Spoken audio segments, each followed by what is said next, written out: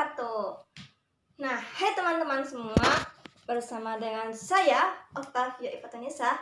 Di sini saya akan membahas terkait dengan tema hari ini, yaitu tips bagaimana sih kita cara belajar supaya biar nyaman ya pada masa saat COVID-19 ini.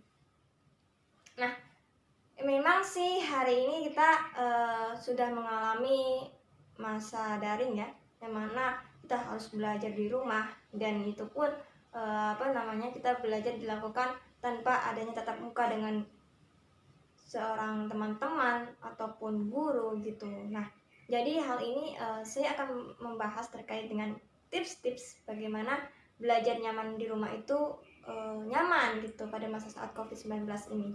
Nah, tapi sebelumnya jangan lupa subscribe, like, and comment ataupun share juga ya agar lebih berkembang lagi untuk channel kita. Dan untuk yang pertama tipsnya kita langsung saja ya. Nah, untuk pembahasan yang pertama, tips-tips supaya belajar kita nyaman di rumah pada masa COVID-19. Tips yang pertama, perhatikan baik-baik ya. Siapkan tempat belajar senyaman mungkin. Itu yang pertama. Kenapa begitu? Karena kenyamanan itu membuat kita ketenangan. Jadi membawa suasana itu akan lebih baik gitu. Nah, itu yang pertama.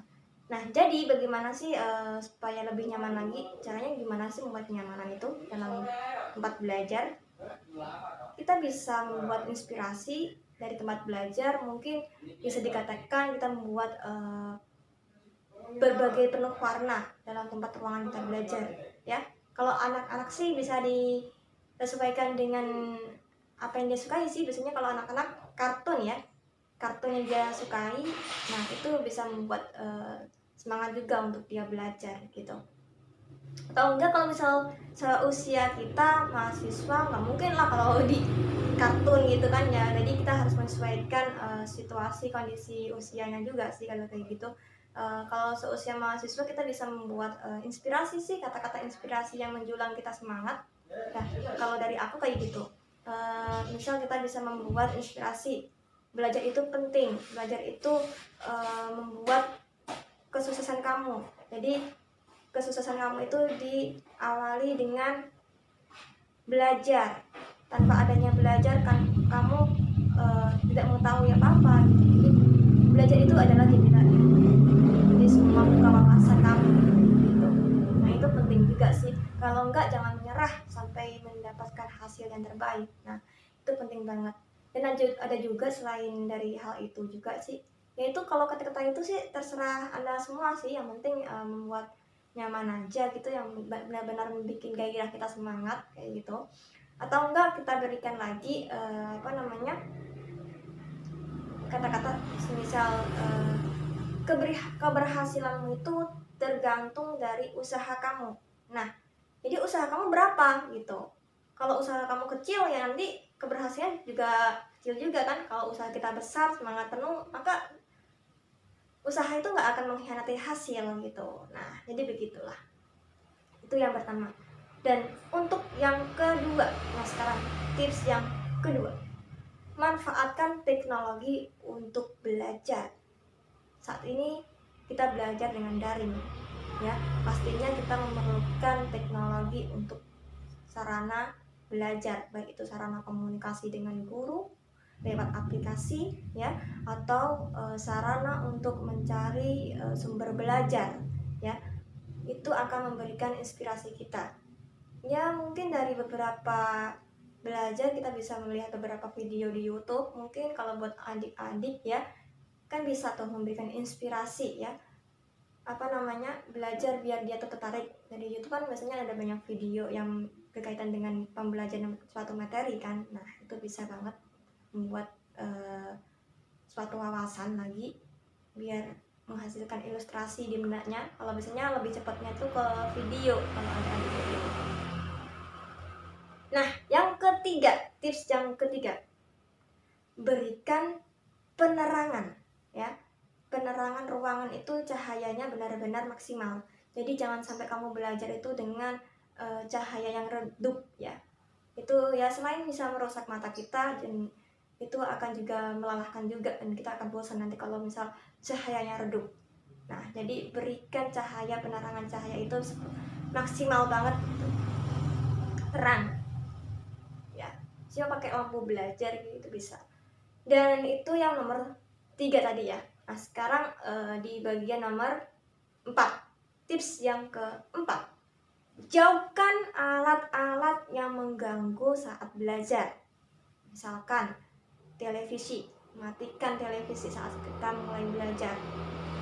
Nanti kita terganggu dong kalau misalnya udah belajar baik-baik, ada suara televisi, nah jadi terganggu. Dan gaya belajar seseorang pun kan beda-beda. Gaya belajar seseorang tuh memang bervariasi banget ya. Ada yang gaya belajarnya itu bisa menggunakan musik, ada yang gaya belajarnya itu sangat gak suka sekali dengan kebisingan. Nah itu, kalau saya sendiri gak suka sekali dengan kebisingan gitu, jadi harus tenang, kondisinya sunyi kayak gitu. Makanya sesuaikanlah kondisi keadaan sesuai dengan gaya belajar Anda. Tips yang kelima, siapkan makanan ataupun minuman kesukaan adik-adik semua, pilih terserah, tapi diingat jangan kebanyakan. Kalau kebanyakan nanti nggak jadi belajar, jadinya malah makan mulu kan jadi barabe juga ya.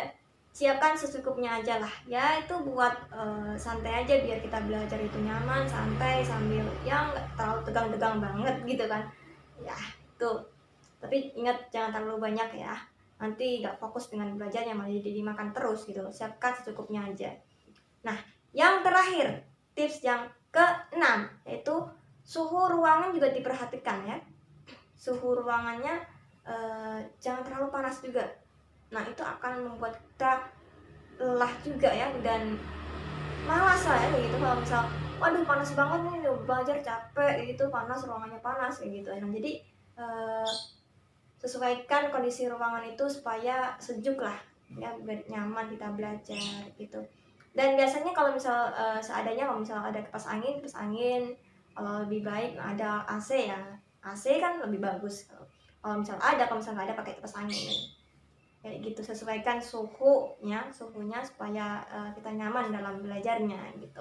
Nah, itu tips-tips ya, bisa dipraktekkan di rumah. Semoga hal ini, apa yang saya sampaikan ke teman-teman semua, adik semua, bisa bermanfaat ya, dan lebih semangat lagi untuk belajarnya, tetap enjoy dan menghasilkan banget dalam belajarnya gitu.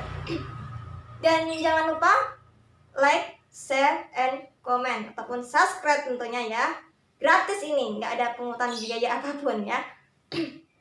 Supaya akan memberikan suatu kebermanfaatan bagi orang lain juga ya, menebarkan suatu kebermanfaatan gitu. Nah, cukup itu yang saya sampaikan ya, semoga bermanfaat ya. Assalamualaikum warahmatullahi wabarakatuh, sampai jumpa lagi bersama saya.